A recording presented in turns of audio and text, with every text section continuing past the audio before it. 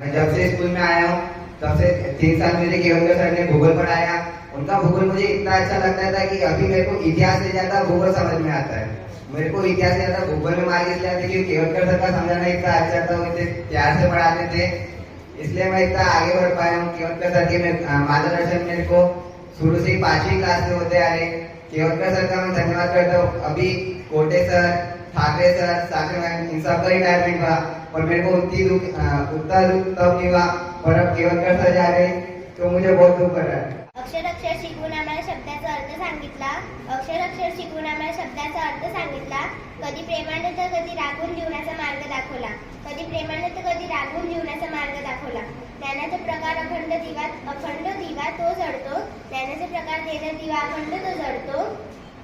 जीवनाचा खरा अर्थ शिक्षकामुळेच कळतो. जीवनाचा खरा अर्थ शिक्षकामुळेच कळतो.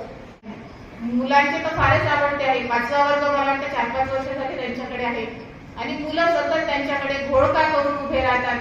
मुली फार आवडतात. त्यांच्या मुलीचा जेव्हा जन्म झाला, आम्ही एकदा मुलाखत घेतली होती, सरांनी सांगितलं की ज्या दिवशी माझ्या मुलीचा जन्म झाला म्हणे मॅडम, तो माझ्या आयुष्यातला खूप आनंदाचा क्षण होता.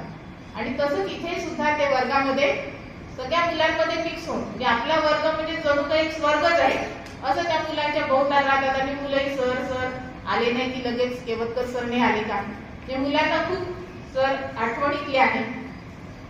सरांचा शिकवण्याचा विषय मी पाहते आधीपासून इतिहास, भूगोल, म्हणजे भूगोलातले महासागर, खंड, भूरूप आणि भूखंडाची त्यांना खूप आवड आहे.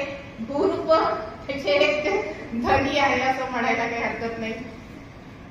सरांचा आता एक थोडंसं मजेशीर आपण भौगोलिक पत्ता ऐकूया की आपण जिथे राहतो, आपल्या अनेक आकाशगंगा आहे, अंतराळ असं म्हणतात, त्या आकाशगंगेमधली आपली सूर्यमाला आणि आपण पृथ्वी या ग्रहावर राहतो आणि आशिया खंडात राहतो.